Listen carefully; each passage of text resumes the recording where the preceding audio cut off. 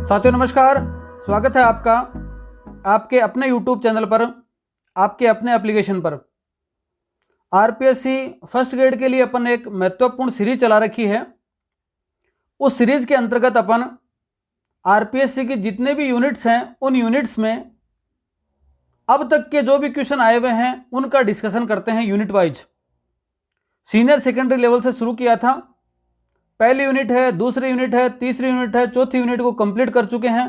पांचवी यूनिट जो है आपके जेनेटिक्स एंड इवोल्यूशन वाली, उस यूनिट के अंदर अब तक की भर्तियों में आए हुए क्वेश्चनों का और आंसरों का विस्तार पूर्वक डिस्कशन करते हैं। एक महत्वपूर्ण बात पता चलेगी आपको कि पुराने क्वेश्चनों को आप अगर ढंग से देखते हैं तो बहुत सारे क्वेश्चन रिपीट होते हैं। अगर रिपीट भी नहीं होते हैं तो उनके ऑप्शन से कई सारी चीज़ें और निकल के आती हैं। तो अपन चारों ऑप्शनों को लेकर चलेंगे। आप वीडियो को पूरा देखना। 5 भर्तियां अब तक हो रखी हैं फर्स्ट ग्रेड की, 11, 13, 15, 18 और 22। उन 5 भर्तियों में जो भी जेनेटिक्स एंड इवोल्यूशन से संबंधित क्वेश्चन आए हुए हैं उनको अपन यहाँ पे शुरुआत करते हैं, डिस्कशन करते हैं। सबसे पहले अपन ने लिया 2011 में जो पेपर हुआ था फर्स्ट ग्रेड का, उसमें पहला ही पर्सन जेनेटिक्स का था। वो ये था, प्राकृतिक वर्णवाद का मत किसने प्रस्तुत किया? नेचुरल सिलेक्शन थ्योरी किसने दी थी? इसके बारे में पूछा गया है। देखो पहले ऑप्शन में अगले ने आपको गलती करने पर मजबूर किया है। आपके डार्विन दिमाग में आता है और आप पहले पे क्लिक कर देते हो। आंसर यहाँ गलत हो जाता है क्योंकि इरेस्मस डार्विन जो है वो आपके इस चार्ल्स डार्विन के दादाजी थे। इन्होंने हालांकि इससे संबंधित ही बात बताई थी। इन्होंने ये बताया था कि जो एकदम सक्षम प्राणी है, जो मजबूत जीव है, उसको आगे नई जातियों की उत्पत्ति के लिए सोचना चाहिए, विचार करना चाहिए, नई जातियों की उत्पत्ति के लिए जाना चाहिए। एकदम से सर्वाइवल ऑफ फिटेस्ट, उत्तरजीविता वाला जो सिद्धांत है उसी से रिलेटेड था, परंतु नेचुरल सिलेक्शन यहां पर पूर्ण रूप से नहीं आया था। चार्ल्स डार्विन इसका आंसर हो जाएगा 3 नंबर का। चार्ल्स डार्विन ने दिया था सिद्धांत नेचुरल सिलेक्शन। उपार्जित लक्षणों की वंशागति, मतलब जो लक्षण जीव उपार्जित करता है उनकी वंशागति अगली पीढ़ी में होती है। यह सिद्धांत दिया था यहाँ पर आपके लेमार्क के द्वारा दिया गया था। और डिब्रिज के द्वारा उत्परिवर्तन का सिद्धांत दिया गया था, म्यूटेशन थ्योरी दी गई थी, वो आपके डिब्रिज के द्वारा दी गई थी। इस प्रकार से चारों ऑप्शन यहाँ पर क्लियर होते हैं। अगला क्वेश्चन देखते हैं, मनुष्य में संतति का लिंग निर्धारण किसके द्वारा किया जाता है? सीधा सीधा प्रश्न पूछ रहा है कि लड़का होगा या लड़की होगी, ये निर्धारित कौन करता है? तो अंडे का आकार ये निर्धारित नहीं करता, बिल्कुल भी नहीं करता। शुक्राणु का आकार भी निर्धारित नहीं करता। शुक्राणु और अंडाणु के आकार से कोई मतलब नहीं है कि संतति लड़का होगी या लड़की। माता का लिंग गुणसूत्र भी निर्धारित नहीं करता, ये भी इसका आंसर गलत हो जाएगा। तो कौन करता है? पिता का लिंग गुणसूत्र। और पिता के लिंग गुणसूत्र में दो क्या क्या चीजें होती हैं? एक एक्स होता है, एक वाई होता है। तो वाई ये डिसाइड करता है कि लड़का होगा। तो अगर संतति में गुणसूत्रों में एक वाई है, इसका मतलब ये तय है कि वो लड़का है। और वाई है ही नहीं, सारे के सारे एक्स हैं, तो इसका मतलब ये तय करता है कि वो लड़की है। तो इसका निर्धारण करता है पिता। अब देखना, ये जो क्वेश्चन है कहीं ना कहीं, क्योंकि ये टॉपिक छोटा सा ही है, जेनेटिक्स एंड इवोल्यूशन वाली यूनिट कोई बहुत बड़ी नहीं है, और इस यूनिट को आप इजीली एनसीईआरटी की बुक से ही पढ़ सकते हो, आसानी से पढ़ सकते हो। एनसीईआरटी साथ में आप प्रेफर करो तो आरबीएससी की बुक भी पकड़ो। और इससे संबंधित मैटर अपने यूट्यूब पे भी कराया हुआ है। कई सारे क्वेश्चन हैं वो क्वेश्चन कराए हुए हैं, तो आप इनको यहाँ पे यूट्यूब पे भी देख सकते हो। यूट्यूब पे ये वीडियो अवेलेबल है, पूरी की पूरी यूनिट अवेलेबल है, आप इसको देख सकते हो। ये क्वेश्चन घूम फिर के और भी आएगा, उसमें डिस्कशन करेंगे, देखना। और अगला क्वेश्चन है, एक दंपति के 4 लड़कियां हैं, हस्बैंड वाइफ हैं, उनके 4 लड़कियां हैं, 5वां लड़का होने की कितनी % संभावनाएं हैं? अब थोड़ा सा उस समय था, ये क्वेश्चन 2011 का ही है, आजकल तो ये गलत नहीं करोगे, खैर आप सीधा सीधा आंसर बता दोगे। चाहे 5वां लड़का हो, चाहे तीसरा लड़का हो, चाहे चौथा हो, चाहे छठा हो, कोई भी लड़का हो, संभावना हमेशा लड़का या लड़की होने की कितनी है? 50% संभावना ही रहती है, क्योंकि या तो लड़का होगा या लड़की होगी। उस परिस्थिति के अंदर हेड एंड टेल दो वाली बात हो गई, तो 50% चांस है लड़का होने के और 50% चांस है लड़की होने के। तो यहाँ पर आंसर आ जाएगा 50%। ये 2011 में केवल 3 ही पर्सन थे जो जेनेटिक्स से थे। 2013 में चलते हैं अपन। 2013 का पहला प्रश्न देखो। 2013 में आपके करीबन 7 क्वेश्चन आए हुए हैं। देखो, निम्न में से कौन से मटर के लक्षण का मेंडल ने अध्ययन नहीं किया। अब इसको एनसीईआरटी से सोल्व करोगे तो हो जाएगा, अगर आरबीएसई से सोल्व करोगे तो क्वेश्चन होगा ही नहीं, क्योंकि चारों ऑप्शन थे आरबीएसई के अकॉर्डिंग। तो एनसीईआरटी के अकॉर्डिंग देखो, मेंडल ने जो लिया था, मैं एक बार आपको रिवाइज कर दूं। सबसे पहले बीज ले लो आप। बीज सबसे पहले अपन मटर को लगाते हैं तो बीज ही लगाते हैं सबसे पहले। तो बीज के मेंडल ने 2 लक्षण लिए, एक तो बीज का आकार और दूसरा बीज का रंग। तो बीज के 2 हो गए, आकार व रंग। तो देखो, बीज का रंग आ गया और बीज की आकृति, बीज का आकार आ गया। दूसरा लिया था तना। तने की क्या थी, ऊंचाई थी, लंबा या बौना पौधा। तीसरा लिया था पुष्प। पुष्प का क्या था, पुष्प का रंग और पुष्प की स्थिति। पुष्प का यहां देने रखा। और अगला था क्या, फली। फली का भी क्या, आकार और रंग। फली का भी क्या था, आकार व रंग। इस प्रकार से टोटल ये 7 थे। रंग के आधार पर 3 थे, नई बात और याद रख लो। रंग के आधार पर 3 थे, आकार आकृति के आधार पर 2 लक्षण थे। तो फली की आकृति थी, बीज की आकृति थी, बीज का रंग था ही था, बीज पत्र का रंग नहीं था अकॉर्डिंग टू एनसीईआरटी। तो इसी को मान के चलिए आप। तो यहां पर ये उत्तर आ जाएगा 35वें का 1 नंबर। 36वें प्रश्न चलते हैं। मटर में पौधे का बौनापन है। देखो, तने की ऊंचाई, तने की लंबाई के आधार पर 2 लक्षण लिए थे। कैपिटल टी लंबेपन को बताता है, स्मॉल टी आपके बौनेपन को बताता है। और ये लक्षण जो है लंबापन, वो था आपके प्रभावी लक्षण, और ये जो लक्षण था बौनापन, ये क्या था, आपके अप्रभावी लक्षण। तो सीधा सीधा यहां पर पूछ रहा है बौनापन क्या है, एक अप्रभावी लक्षण है। तो मैटर से संबंधित 2 ही लक्षण है, प्रभावी लक्षण और अप्रभावी लक्षण। अपूर्ण प्रभाविता और सहप्रभाविता मेंडल के नियम के अपवाद हैं। मेंडल के एकल संकर संकरण के 2 अपवाद हैं। एक अपवाद है अपूर्ण प्रभाविता और एक अपवाद है आपके सहप्रभाविता। 37वें नंबर पर चलेंगे आप। तो देखो, एक शुद्ध लाल व सफेद पुष्प। अब देखो, ये अपूर्ण प्रभाविता वाला एक्सपेरिमेंट भी ऐसा ही है। तो आप अगर मिराबिलिस जलापा के हिसाब से इसको पढ़ोगे तो उत्तर गलत कर दोगे, पर यहां पर अगले ने सीधा सीधा मटर दिया है, तो अपन मटर के हिसाब से चलेंगे। मटर के हिसाब से क्या था, एक शुद्ध लाल फ्लावर था और सफेद फ्लावर था। तो मान लो यहां पर मानते हैं रेड, ठीक है, और यहां पर माने ये वाला, यहां से आता है आर, यहां से आता है स्मॉल आर, दोनों का मिलाकर फर्स्ट पीडी में बन गया आर आर। अगर इसको स्वयं निषेचन करवाया जाए आर आर से, तो अगली पीढ़ी के अंदर 4 चीजें बनेंगी। एक आर होगा कैपिटल, एक कैपिटल आर स्मॉल आर, तीसरा भी कैपिटल आर स्मॉल आर, और चौथा स्मॉल आर। ठीक है, तो ये 4 चीजें बन जाएंगी। यहां पर एक तो शुद्ध लाल हो गया, 2 अशुद्ध लाल हो गए, सॉरी हाँ ये वाले 2 अशुद्ध लाल हो गए, और एक ही हो गए आपके कौन सा, सफेद पुष्प। तो ये स्थिति आ जाएगी 3 नंबर आंसर में। तो आंसर हो जाएगा इसका 1 शुद्ध लाल, 2 अशुद्ध लाल और 1 सफेद। क्रोमोसोमल थ्योरी ऑफ इनहेरिटेंस, आनुवांशिकता का गुणसूत्रीय सिद्धांत किसने दिया था। आनुवांशिकता का गुणसूत्रीय सिद्धांत सीधा सीधा याद रख लो, ये तो प्रश्न आ सकता है, दोबारा भी आ सकता है। सटन व बोवेरी ने दिया था। आनुवांशिकता का गुणसूत्रीय सिद्धांत सटन व बोवेरी ने दिया था। स्लाइडेन व स्वान का आपको याद रखना चाहिए, कहां से संबंधित है ये आपके कोशिका सिद्धांत से संबंधित है, सेल थ्योरी से संबंधित है। ये जो ब्रिटसन व डेविडसन है, ये एक तरीके से इन्होंने जीन एक्सप्रेशन यूकैरियोट में जीन एक्सप्रेशन के बारे में बताया था, इनके बारे में याद रखना है। और बेटसन व पुनेट, रिपीट हो जाते हैं प्रश्न। देखो, बेटसन व पुनेट का संबंध किससे था, बेटसन व पुनेट का संबंध था लिंकेज से, संलग्नता से संबंधित कौन से हो गए, बेटसन व पुनेट। ठीक है, तो यहां पर उत्तर आ जाएगा 38वें में 4 नंबर। 39 क्वेश्चन देखिए, निम्न कथनों पर विचार करना है।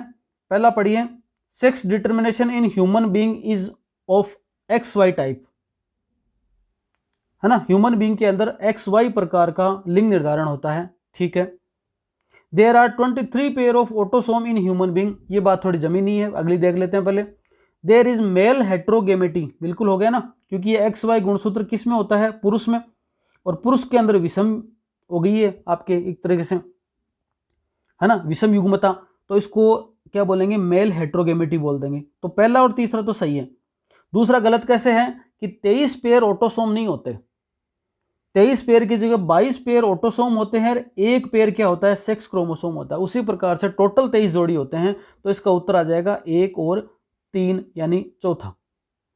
अगला देखिए, एक ही गुणसूत्र पर स्थित 2 या 2 से अधिक जीनों का आनुवांशिकता के दौरान साथ साथ रहना क्या है, संलग्नता। और उनमें क्रॉसिंग ओवर हो जाना क्या है, जीन विनिमय या रिकॉम्बिनेशन मान लो आप। तो क्रॉसिंग ओवर हो जाना, जीन विनिमय हो जाना, तो क्या है आपके रिकॉम्बिनेशन, ठीक है, पुनर्संयोजन। और साथ साथ रहना क्या है आपके, लिंकेज है, संलग्नता। तो 40वें का सीधा सीधा उत्तर आ जाएगा आपके संलग्नता।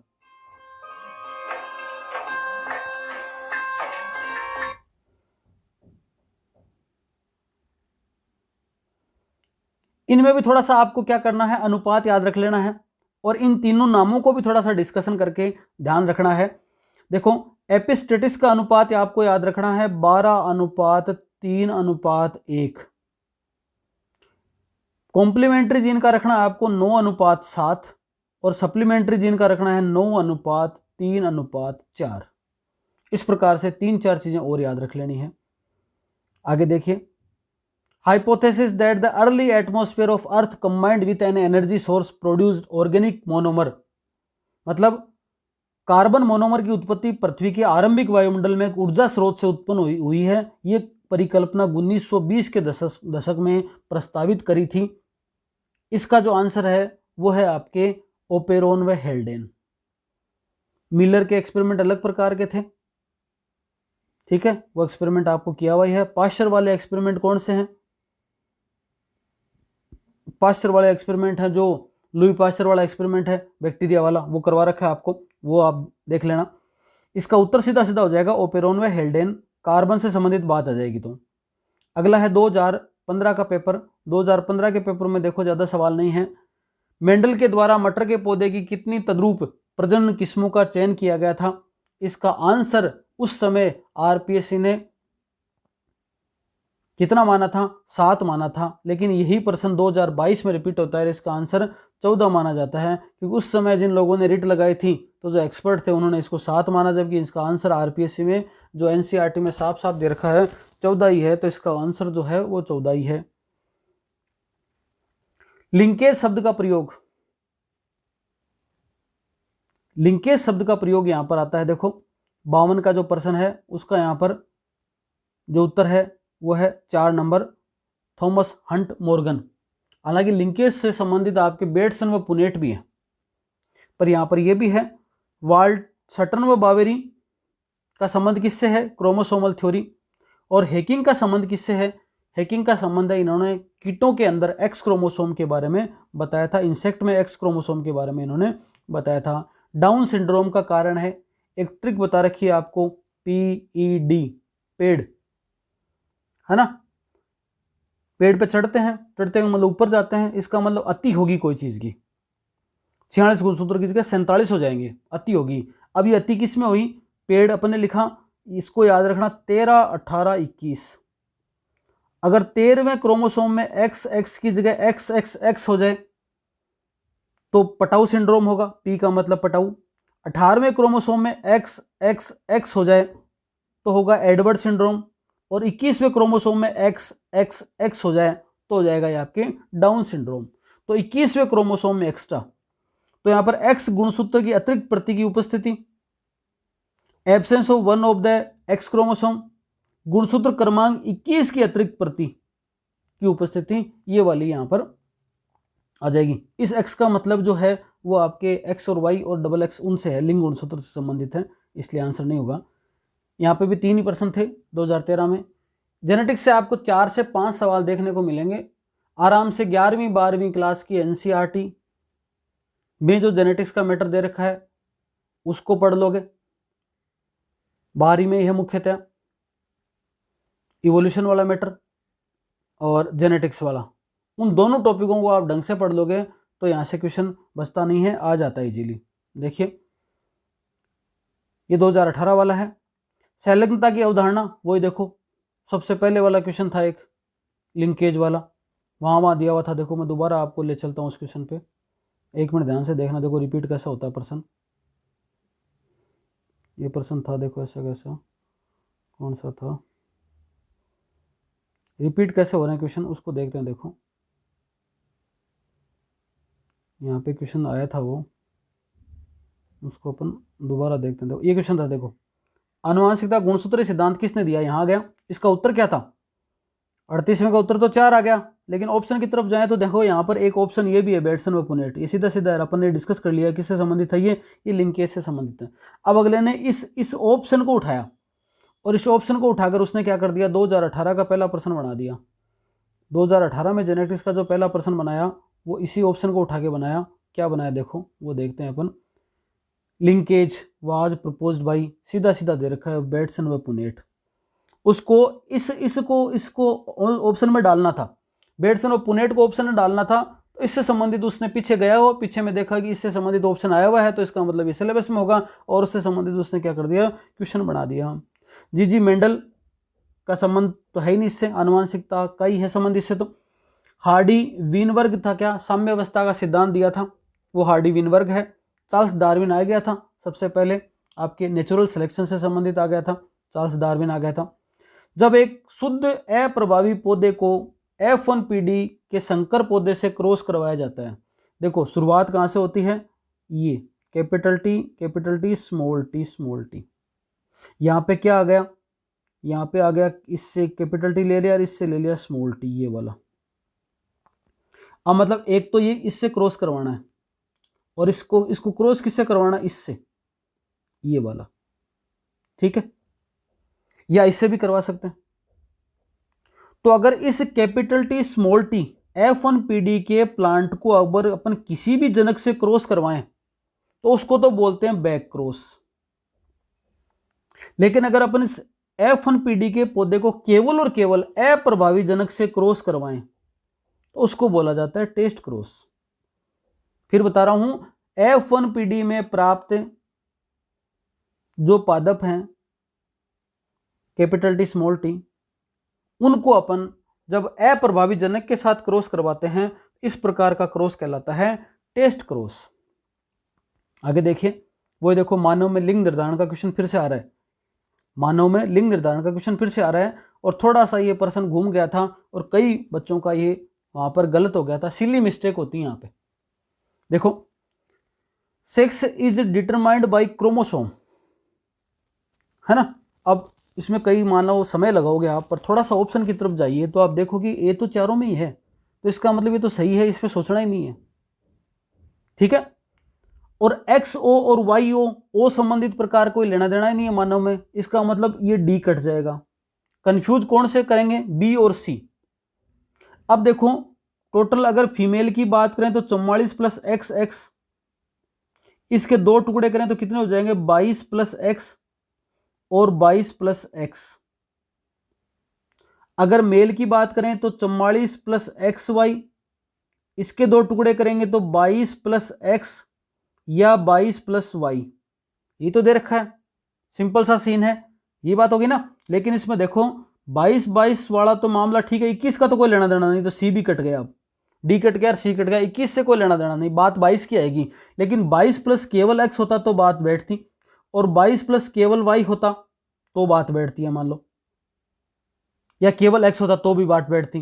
तो यहां पर डबल डबल जो आ गए, इसका मतलब यहां तो दे दिया 22 और यहां दे दिया क्या, दोनों X और Y। इस प्रकार से नहीं हो सकता, इसके हिसाब से तो 22, 23, 24 क्रोमोसोम हो गए, तो ये उत्तर भी गलत हो जाएगा। तो केवल और केवल एक ही ऑप्शन है ए, जो इसका सही आंसर है। पर लिंग निर्धारण वाला क्वेश्चन फिर से आ गया। देखो ऑस्ट्रेलियन मार्सुपियल्स, ये आपका convergent evolution, adaptive radiation, parallel evolution, ये सब पढ़ने ही है हालांकि, परंतु ये क्वेश्चन हट गया था।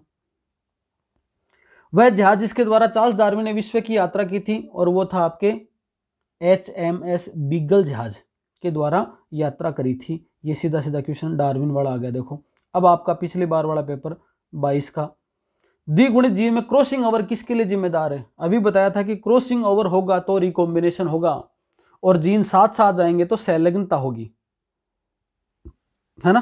तो अगर साथ साथ जाएंगे तो सहलग्नता, ठीक है। और आपके अगर साथ साथ नहीं गए और अलग अलग बट गए, क्रॉस हो गए, तो क्रॉसिंग ओवर हो गया, और क्रॉसिंग ओवर से क्या बनती है, रिकॉम्बिनेशन होता है। 31वें का सीधा सीधा आपको लॉजिकली आंसर मिल जाता है 3 नंबर।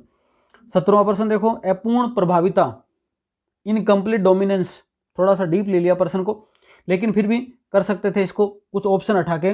देखो डिब्रीज नहीं आएगा यहाँ पे, डिब्रीज का कोई लेना देना नहीं था। सटनवा बावरी का कोई मतलब नहीं है, क्योंकि 3 ही व्यक्ति थे जिन्होंने अपवाद ये लेके आए थे, ठीक है। उनमें थे दो के नाम दे रखे हैं यहाँ पर, कार्ल कोरेंज, शेरमेक। तो यहाँ पर इसका आंसर जो है वो सबसे पहले कार्ल कोरेंज के द्वारा आ जाएगा, किया गया था ये। उत्तर कर दोगे इसका। किस वैज्ञानिक ने सुझाव दिया कि जटिल कार्बनिक अणु, अब देखो कार्बनिक अणु वाली फिर से बात आ गई, ये पहले भी आया था क्वेश्चन, रिपीट हो रहा है ना। तो 85 वाला क्वेश्चन ऐसा कैसा रिपीट हो गया, आंसर हो गया इसका 2 ओपेरिन, सीधा सीधा उत्तर कर दोगे। 97 नंबर क्वेश्चन देखो, जीन अन्योन्य जिसमें से एक अयुग्म विकल्पी जीन को प्रभाव मास्क कर देती है, मतलब एक के प्रभाव को दबा देती है। इस लाइन को पढ़कर सीधा आप आंसर दे सकते थे, और वो था इसके प्रबलता 97 में। और ये ऑप्शन भी अगले ने वही उठाए हैं जो पहले कहीं दिए हुए थे। इन ऑप्शनों के आधार पर फिर से प्रबलता का क्वेश्चन इसने बना लिया, तो आप यहाँ से ही देख सकते हो 97। 98 के अंदर देखिए, मेंडल के द्वारा मटर के कितनी तद्रुप प्रजनन प्रजातियों का चयन किया गया था, वो क्वेश्चन फिर से रिपीट हुआ है यहाँ पे, मेंडल वाला सेम का सेम आया है। और इस बार जो आरपीएस ने इसका सही आंसर जो है वो माना है, और वह आंसर क्या है आपके 14 नंबर आंसर, 14 है इसका आंसर, 4 है। देखो आरपीएससी कई गलतियां जो करती है और कई स्टूडेंट से करवाने की कोशिश करती है, उनको भी ध्यान में रखना है। मैं पेपर करने के बाद आपको कई सारी चीज़ें ये सी भी बताऊंगा, जिससे पता चलेगा कौन कौन सी मिस्टेक हो सकती है पेपरों में, किस किस प्रकार की सीली मिस्टेक्स हो सकती हैं। पर पुराने पेपरों को एक एक पर्सन को ढंग से सोल्व करने का बड़ा महत्व है। 20-25 मिनट की क्लास हुई है, 20-1 मिनट लगे, लेकिन 20 मिनट में आपकी कई सारी बातें क्लियर होंगी। इन वीडियो को एकदम ध्यान से सभी वीडियो को एकदम अच्छी तरह से देखना, आपका नुकसान नहीं होगा, 20 मिनट आपका फायदा ही जाएगा। और आप इसको स्पीड में करके मत देखना, नॉर्मल स्पीड में करके इन वीडियो को देखना। अगले में अपन 6 यूनिट को लेकर चलेंगे, तब तक के लिए धन्यवाद, नमस्कार।